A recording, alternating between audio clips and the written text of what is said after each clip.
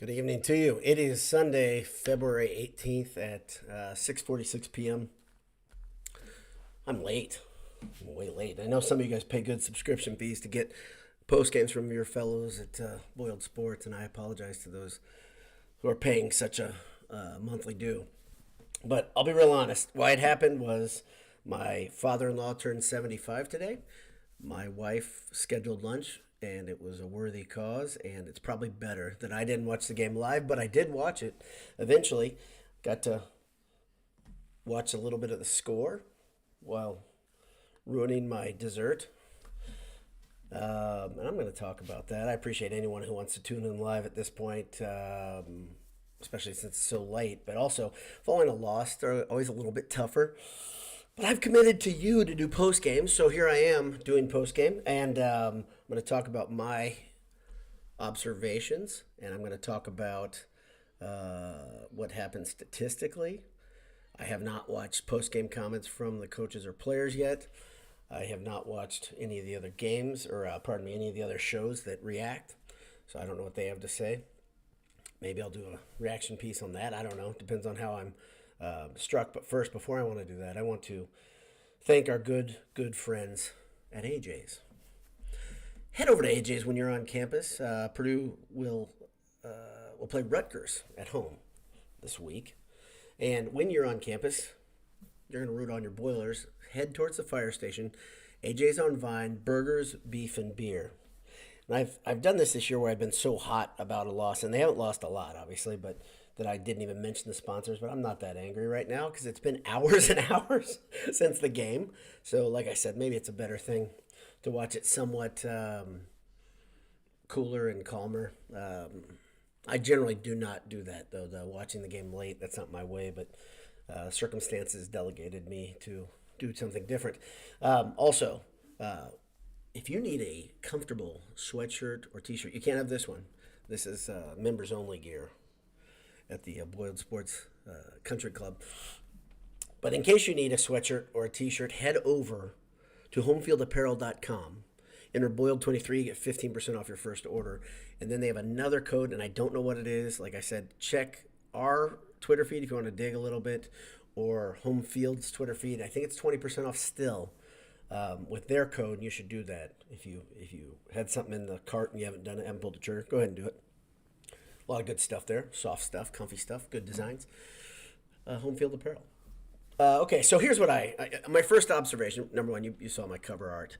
And I wanted to address this. It's not that I'm like in a deep, dark depression like the image. If you don't know the reference image, see the movie Old School. It's excellent. It's an old one. For some of you guys, it'd be really old if you're really young. If you're my age, it doesn't seem like that long ago. But Will Ferrell gets hit with a tranq dart. He shoots himself with a tranq dart in the neck and then almost drowns in a pool. And so the reason I put that there is because they play Simon and Garfunkel's Sound of Silence. Hello, darkness, my old friend. The famous line is happening as he's sinking in the pool.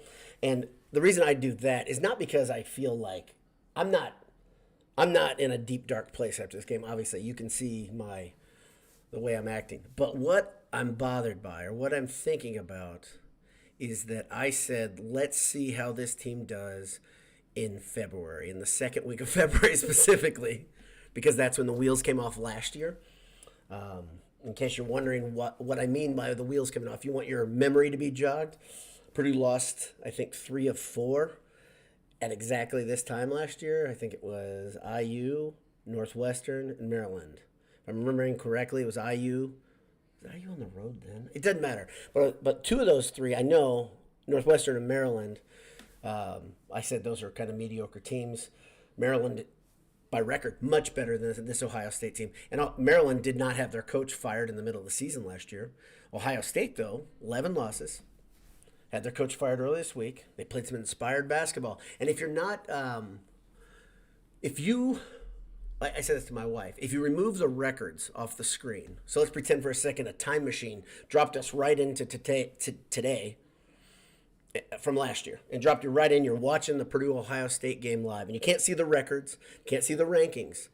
I think you'd watch that game and say Ohio State's probably ranked and Purdue's lower ranked, and I'm guessing Purdue has 5 or 6 losses, and Ohio State has 3 or 4. Ohio State just looks like the better team, and they did.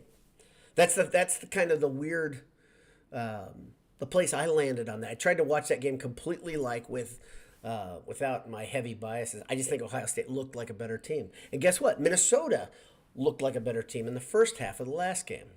So what does that mean? Well, it seems to mean right now, if I were really going to break this down, I'd say Purdue's defense is failing them, and it's a problem. It was a problem at times last year, right? And their defense was worse and lower ranked last year, according to Ken Baum and others.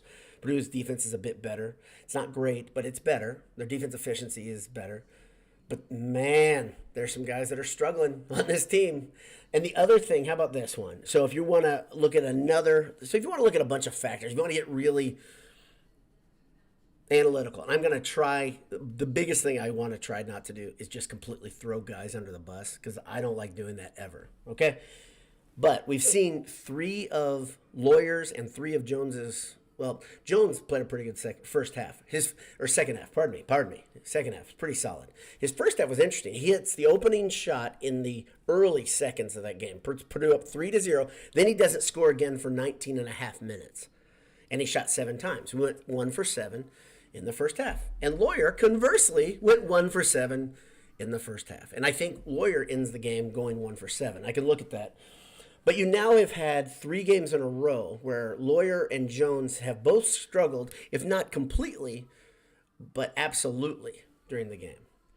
Another fun fact, interesting fact, if you will, Lawyer's hit 1-3 in the month of February. Granted, Purdue hadn't played a ton of games, right? I think this is the third game. This is the third game of February. But he's got 1-3 in those 3 games. On top of that, he looks to be struggling on defense. So I'm trying to be as even keel and level-headed as I can, but that's frustrating to watch. And like I've theorized at why Lawyer is playing so much, and one of the big things is I think Painter believes that he understands what's going on the court.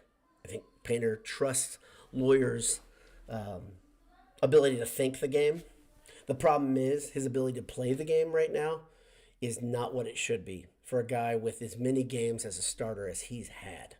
That's the big thing. I'm not asking for, I know many of you would just say burn it down, completely change the starting 5, figure something out right now.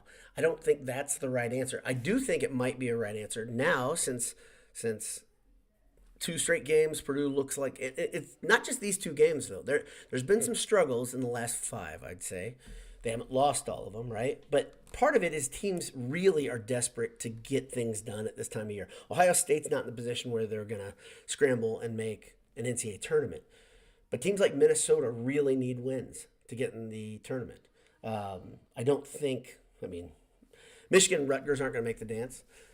But Rutgers, man, if you think of a team that Purdue struggles with the style of play, I don't think there's anybody historically Purdue has struggled with more than Steve Pikiell defenses. And it doesn't matter that the next game is at Mackey Arena. What matters is it's still going to be a Pikiell coach team, and they are still going to just try to drag Purdue into the muck and slow the game down. Well, Purdue loses today 69-73. That's pretty far off Purdue's pace, very far off Purdue's pace, actually. Ohio State, I peeked ahead at the stats a little bit. Ohio State shot 33% from 3. Purdue shot 33% from 3. And Purdue is the best 3-point shooting team in the conference. But I'll talk a little bit about why I think specific guys killed Purdue. But like I said, Ohio State played better. Ohio State deserved to win. Purdue made it interesting at the end. Zach Edey in the last 7 minutes played really high level basketball. Of course, not surprising to see him do that. But I think he was well off his pace of 22 points a game. The ends right at his average at 22 and 13.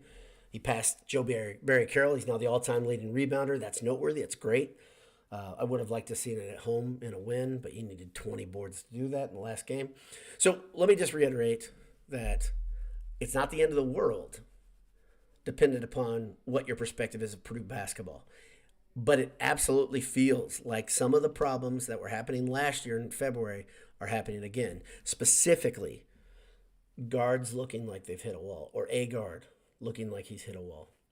That's my biggest concern. If I'm going to say, if I can just say one thing, if that's all I get, that's my biggest concern. Great to see Jones light it up in the second half. He played pretty well. I think, let's see, he had 9 of his points in the second half. He had 3 in the first half. That's probably right. But Purdue needs more. And in that game, Ohio State looked better. And what that is, the interesting thing about that, if you're into rankings, so Purdue loses, they're obviously going to fall. And I said, well, they fall to 4 or 5. No, they won't. They're going to fall to 3. And the reason they're only going to fall 1, even though they just got beaten by a team that was so bad that their coach got fired, is because the gap between Purdue and the next teams is 2 losses. And then on top of that, Purdue has a bit of a stranglehold. Purdue, Houston, and UConn have really been up in a league of their own. Houston's shown some shaky legs, if you will, at times in the Big 12 this year. But it was UConn and Purdue just handling their business. And by the way, I said this on Twitter, Houston and UConn put statement games on the board. And somebody joked with me, and so did Purdue. Purdue just put a statement game on the board. No doubt about it. They made a statement, but it's not the statement that you want. So that's tough. Let me look at the stats now. Purdue loses 69-73. Purdue falls to 23-3, which is really, really, when you say somebody falls to 23-3, we've actually seen this happen 2 seasons in a row. That's a crazy thing to say and feel like it hurts, but it hurts because of the manner at which they lose. The manner at which they lose is so similar. Like I said, there are some guys that really played well for Ohio State. Battle, who's the former Minnesota wing, had 19 points. He was lighting it up from 3. He was 3 for 5. And when not really everybody struggled against him, let's be really honest, okay? And so Purdue's in a bit of a pickle when they've got a wing that can score like him, a guy with height that can shoot from deep. Garcia did it last game. Battle does it this game. On top of that, Thornton looked as good as he is. He 22 points, 8 of 17 field goals. I mean, solid game. He's a good player. Ohio State has talent. That's the thing that probably is the most frustrating thing for Ohio State fans. They have young talent and they have old talent. Holtman, if you didn't know this, made the decision this year to really dig into recruiting instead of going to the portal mostly. And a lot of Ohio State fans were angry that he decided that because they were getting swallowed up by older teams. Well, today they may have played to their potential. I think that's the way you'd look at it. Purdue didn't play their potential, and Purdue just looked like they were struggling.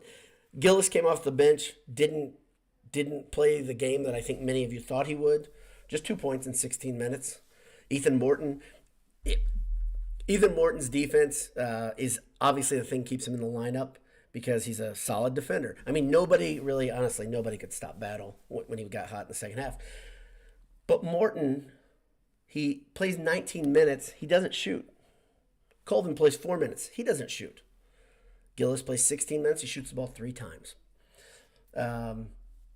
On top of that, you have Lawyer go 1 for 7 in the game. That means he didn't shoot at all in the second half. Guys, confidence must be shot right now. I mean, not just Lawyers, but a lot of guys. The only guy who seems to be conscienceless would be Jones, who he didn't light it on fire. I was a little bit wrong about that, but he was 1 for 7 in the first half. He ends up the game 3 for 11. His first 3 comes in the opening seconds. His other 2 threes come in the second half. This is the craziest stat. I'm sure you've seen this. If you follow Cobra on Twitter, Purdue goes 100% from the free throw line. They really, if you look at what Purdue's game plan is most of the time, which is get a team in foul trouble, get Edey to the line, keep dumping, keep going to that well, eventually they foul out. Purdue did what they wanted to do. Purdue shot 20 free throws. Ohio State shot 11. So Purdue shot free throws that well and still lost to Ohio State by 4. Ohio State played better. You gotta resign yourself to that. Purdue out-rebounded them, of course, not unusual, by 13. They needed a couple rebounds late in the game they didn't come up with. But Edey finishes with 22, 13, 3 assists, 3 blocks. But the toughest thing to swallow for all Purdue fans, turnovers. He had 6 turnovers. Smith had 3 turnovers. Not a bad day for Smith. 12 points. 5 boards, 7 assists, Excellent. We're so spoiled with both Edie and Smith's play, but 7 assists is hard. It's a difficult thing. Obviously, he benefits from Edie being there, but he's gonna get his assists regardless of who's in that lineup. We'll see that next year again, but that is something we are very spoiled with those two. So who would be the big three? The third one, it would be Kaufman today because he had, it'd probably be Jones actually. Jones 13 points, like I said, 4 boards, but Kaufman had 12 points, 3 boards, 2 assists, but most of his work was done in the first half. So it's interesting. If you say the big three combo need to really be there, right? Somebody needs to be that third guy. And today it was really, they split the baby. You had Kaufman was the guy in the first half. Jones was the guy in the second half. Smith played 39 minutes, man. And Edie's minutes were limited because of foul trouble in the first half.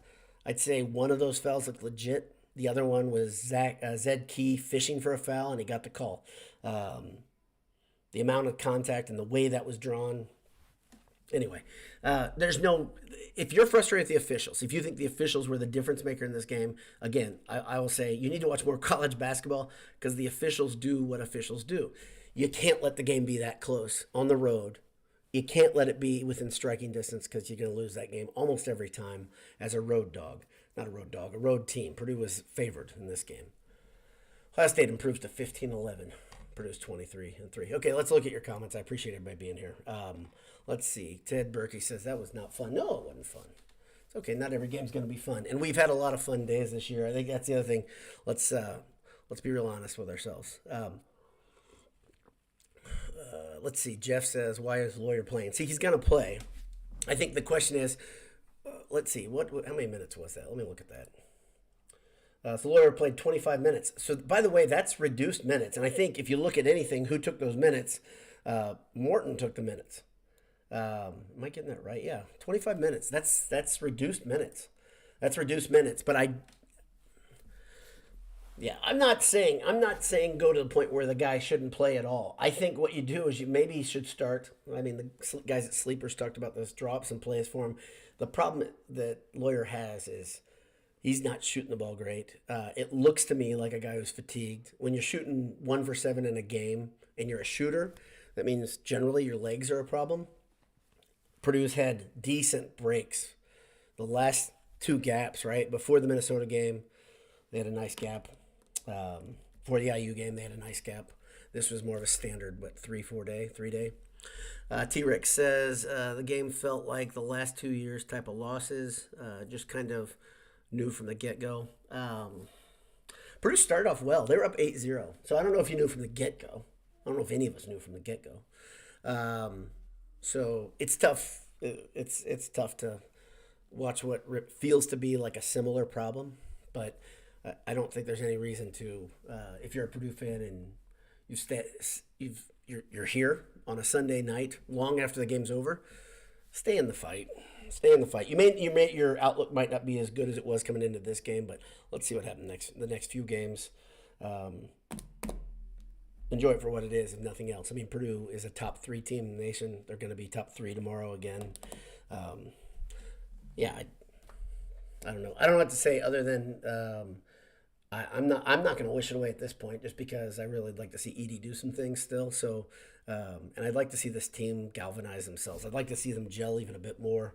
I'd like to see some guys prove me wrong, and show me that they still have big things to do, and that they'll do it.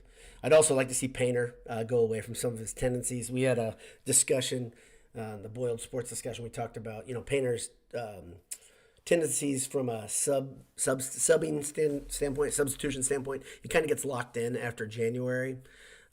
Generally, after a loss, he might change something. The problem is the damage is a bit done in some of these personnel issues because some guys needed minutes last month and they didn't get it. So, I don't know what's going on there. Let's see. So, Adam P says, didn't someone once say something like, every win is meaningless, every loss is a referendum? That's what Anish said. I thought it was a great quote. And he was saying tongue-in-cheek because he was saying at the Purdue fans that feel that way, that Purdue pretty much has to win every game. Yeah, I understand the sentiment and it's tongue-in-cheek, but the next thing is the next thing is you got to show some improvement from last year. You got to show some learning. And I know Painter's big on analytics. Look at the analytics. What's happened in the last few games. Painter's a smart guy, and some adjustments need to be made. Next game's a tough one, just because it's Rutgers again. Andy in Colorado said old school isn't that old. Well, Andy, then you're probably old like me, because if you're young, that movie seems like it's a long time ago. But I agree. I don't think it's that old. Kevin in Albuquerque says turnovers and points from them and the inability to get threes. What did I say? The turnovers for Purdue it's exactly the problem that Purdue's had the last few years. That 14 turnovers is kind of a tough line for Purdue to win. Purdue has 14. Ohio State has 6 turnovers. It's a problem. It's a problem. And statistically, they show that those turnovers are costly. It's one category Purdue they've had struggles all season. So, Austin Ray says, drove to Columbus for the game. It was surprisingly cooler watching in person in enemy territory than watching from the couch. One of those days, these guys will rebound and be back. I hope you're right. I think rebound and be back. It's just a loss, just one loss. It's a long season. I thought they would lose one of their last 7. I didn't think it'd be this one. But this is what this program has done. Let's be real honest. I thought that they'd lose in Maui, right? And they didn't. They rolled through and won. So if you read my little blurb about this game, I say if it weren't for mediocre or bad teams, even mediocre bad teams, Purdue would be back-to-back national title holders. But doesn't work that way, and that's also tongue-in-cheek. Boilers 012 says, greetings. Was hoping for a better performance, but the post-game wrap is making up for the 5.5-hour drive back home a little more entertaining. Well, good. Glad it's helping your drive. That's a heck of a good. All these Boilers that went to Columbus. Good on you. One thing I wanted to say about that: a lot of people went to Columbus. A lot of people from God's country. A lot of the good side went there. Purdue historically struggles in Columbus, and this is something I think we need to look at, and it's legit. Last year, Ohio State was better than they are this year, I believe. A couple games better, if I'm remembering correctly. But Purdue won by 2 last year and looked like they had the game lost in the closing minutes. This year, it looked like Ohio State was going to go away from it. Purdue closed the gap. But Columbus is a hard place for Purdue to lose. The time before that, when Purdue played in Columbus, it was a 2-point win for Ohio State. So pretty evenly matched, but Ohio State wins in Columbus when they play Purdue. It's not that way for every team they play in Columbus. Purdue struggles in Columbus, historically. The Baby Boilers had a resounding win in Columbus. I can't remember another resounding win, honestly. Maybe you guys can help me on that. I'll get through the comments now. Nolan23 says, Morton playing 19 minutes is a losing recipe. Well, what's the answer? I guess Heidi would be the answer at that point. Everybody wants to see Colvin grow up and Heidi both grow up and be as good as they're going to be next year. Everybody does, right? And everybody would love to see Morton have his jumper back from 2 seasons ago. No doubt. But things are what they are. And they've got some things to figure out. Coaches have to do something. I think you've got some geniuses, literal geniuses on the sideline at Purdue. Let's see how genius they are. See how they earn their big salaries. Some of them have big salaries. Some of them are, not making enough for what they're doing. Austin Ray, he already said that. Okay, we'll go back here. T-Rex says, just don't understand Lawyer. He doesn't even seem to be trying to get a shot. Derek Mulligan says, we have to play more Colvin and less Lawyer. More Heidi and less Morton. That's my take. We made the mistake last year of not adjusting. You can't have players who are entirely one-dimensional. I've talked enough about this. Justin Boatwright said Matt Painter in the game graded out as a 9 on a 1 to 10 scale. He is Dallas Cowboys Jerry Jones, but without the natties, doing things his way. I don't know what you're talking about. He graded out a 9 on 1 to 10 scale. I don't know what that scale is. But Derek McMullen again says, wonder why Colvin didn't get the ball when he was in there. Was open multiple times. Here's the thing. I don't want Purdue fans to start connecting dots that don't connect. I think that's foolishness.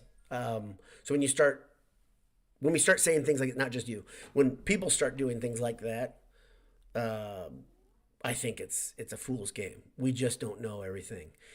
Here's what you do know: watch the game, and so watch Lawyer, ISO in on Lawyer, watch it on DVR. I challenge you. Okay, then watch Heidi, and then watch Colvin, and then watch Morton. See what you come away with. Then, if you really want to dig deeper, I told you guys about the analytics of this the other day. The most efficient lineup has Morton in it. And I understand that's frustrating to some people, and I know Morton is looking for a shot. Morton does a lot of little things, and he is a good defender. He is hands down the best defender of that group. No doubt. There is no doubt. But then who's the next offensive threat in that group? Right now, it would look to me to be Heidi, but Heidi's not really looking for a shot as much either. So really interesting thing Purdue needs to figure something out. Really, I'll tell you what would clear it up in a hurry, okay? If Jones can get back into that rhythm he was in, 2 weeks ago? If he gets back into that rhythm, the problem is solved. It's that simple. Now, teams are trying to take away Jones because they've figured that out too. So they're trying to say, okay, go get him, Fletch. So then Fletch has to do it, and he's probably drawing decent defender at that point, where they're not sagging on him. A lot of work to do. Let's see. Andy in Colorado says, I think Purdue really needs to win the next three. If you look at the next three, you got Rutgers, Michigan, Michigan State. The real hard part of the game, the season, all of a sudden, is Purdue ends with 3 tournament teams, unless Wisconsin keeps wetting themselves. But you've got Michigan State, at Illinois, and Wisconsin. And every other game is home and away now. So you've got at Mackey versus Rutgers, at Chrysler. That game scares me more than any of them, I'll be real honest. I hope they just squash them and it's not a big deal. But that's another team that's like Ohio State in that there is talent there.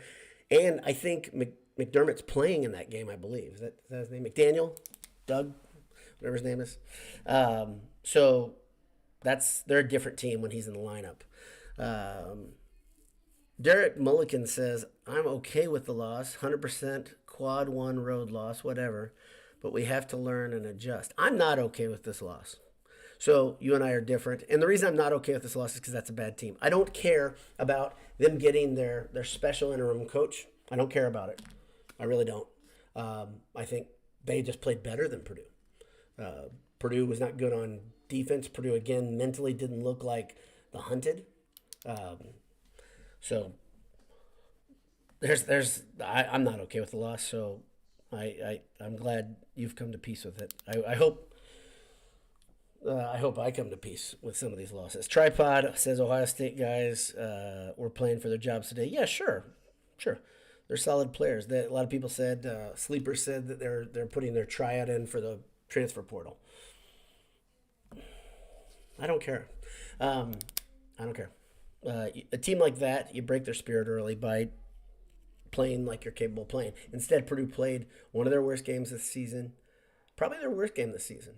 I would bet a deep dive into analytics said it's the worst game of the season. But I haven't done that. I've done deep dive. Yeah, Kevin Albuquerque says, you've got to dart your neck. You're crazy. Let's see. Trying to get down. There's a lot of comments. Appreciate, again, everybody being here. Nita Breenburst says, love my Boilermakers no matter what. Hey, by the way, I think you asked if I would be in the game, the next game in West Lafayette. I'm not going to be. I don't have any more tickets left. So I think my tickets are exhausted. Probably my games at Mackey are done for the season. So appreciate you asking that. Let's see. Yeah, Rutgers is going to be tough, Jared. I agree, Jared. Kosaki. I don't know if I said it the same way twice. Ed Albany says, what makes it frustrating is that we lose to a very crappy team. If it was UConn, then okay. But to the worst team in the Big Ten, FDU thoughts again. Yeah, and that's the problem. That's why I joke about that sounds of silence, right? It's not Purdue doesn't lose to good teams. So that's the funny thing. I'm nervous when I look at the quality of teams left in that last 3. But really the team makes me most nervous. It's Michigan on the road. And by the way, Purdue's going to be 3rd in that game. And then you got to get ready for another court storming, boys and girls. Whee! So Jay Boiler says, Problem is defense. Beginning of the game, TKR's guy was setting screens for Thornton. Yeah, beginning of the game, they started opening things up. We saw that IU did that pretty well too. But then Purdue stopped hitting shots altogether. TKR was able to hard hedge on the stop of Thornton once they used Edey's Edey's man to screen. We played drop coverage. Yeah, Purdue's defense. That's what I said in the beginning. Purdue's defense failed them, and I think Purdue's defense failed them in the first half against Minnesota. Funny thing. So I have a friend who said, if I'm going to compete and I've got 5 fouls to use, if I've got 5 total fouls, I'm going to use 4 of them as a competitor. And this is what I've been saying. You don't need to destroy a guy to foul him and take him out of rhythm. When a guy just looks like he's gaining momentum and there's nothing you can do, start slowing the game down a little bit for that guy, right? And Purdue's had this happen a couple times where they haven't just got up in a guy's jersey and adopted some of that tactic to say, okay, we're going to play a little more physical right now. And I know that's not what Painter thinks. Painter thinks you don't use fouls. But when your game plan isn't working, when the normal philosophy isn't working on a given night, that's when coaches earn their big money, right? By making adjustments. And we've seen Painter do it at times in his career by making the big adjustment and changing the end result. Purdue was patient tonight. I think that's part of the thing. Okay, let's say Ohio State, yep, everybody's playing for tryout, for transfer portal. New coach, Klappenstein is on the sideline. He's squatting and clapping every play. Great. Everybody's all into it. Awesome. So Purdue played patient. They almost got the job done. But the game was really slipping away rapidly, and it was only Zach Edey really. Well, Jones made a couple plays too. I didn't see much change in philosophy other than Lawyer was on the bench a little bit more, and Morton was in on defense. So let's see. Jay Arvin says, should Gillis be starting? TK are coming early. Seems like it would help spacing for Edey. I have not understood the starting lineup all season. I'll be very honest. I have not understood it. I think it would make more sense to give TKR some of the split idea or philosophy that Travion and Edey used to have. Not that many minutes, of course, but let him come in. Just be that's his guy. If you don't need him, sorry TKR, what can you say? But yeah, Gillis should be in the starting lineup. Of course he should. Of course he should. He's been a great 6-man all year. He's better than a 6-man for this team. His stats show that. He's the 5th best player on the team. I'd say probably maybe 4th in offensive efficiency, I'm guessing. So, yeah, he should be starting. I agree. But it doesn't matter what I think. James Phipps says, I felt like the Minnesota game was an awesome test, and we prevailed. This was an awesome test, and Tune before March just ran out of time. There's 40 minutes in the game. I mean, you're not going to play. Well, you are going to play in that sort of hostile environment. I mean it. We saw it in the FDU game. Purdue is going to play. They won't play that way in Indianapolis, by the way. It won't be that way. There won't be that many people that are rooting on whoever they play. If they end up with a 1 or a 2 seed, there won't be that many people in the arena. If it's in Indy or Detroit and Indy, I can't remember. Best case scenario, right? I think that's the path that you'd go through those two. Detroit, obviously, you could have a lot of anti-Purdue sentiment in that arena, and you could have a very hostile environment. When you are playing, and I can't remember which one's which one's the first round. I think it's Indy and then Detroit, I believe. I don't know. I live in the now, man. So I'm not looking too far ahead, foolishly. Yeah, Nolan23 says, Painter sticking with the starting lineup, his classic stubbornness. Gillis should start. Michael Hugg says, my take, Noel, is that maybe Lawyer should come off the bench for a couple games. I think these are all good ideas. I think they're all good ideas. I would love to see, I don't want to say, I hate saying the word accountability. I don't know everything that's going on in practice or in the huddle or all that, but I would love to see some accountability for a guy not playing as well. And we saw it. I mean, like I said, they cut his minutes quite a bit. I think they cut his minutes. His average is up in the low 30s, I believe. And he played 25 minutes tonight. So there's some accountability there. I would like to see just not an overhaul of the starting lineup, but maybe a change. So Brock Stepler says, rough game. It's not panic time. Sure, it's not panic time. Painter's not going to panic. He's not going to panic. I don't think Purdue should panic. But I do think they should make some adjustments. I don't think making adjustments is panicking at all, and they need to. So thanks to everybody. Thanks to everybody for tuning in. Really appreciate it. We could sit here and talk about what we think about the lineup for the next 25 minutes and get nowhere.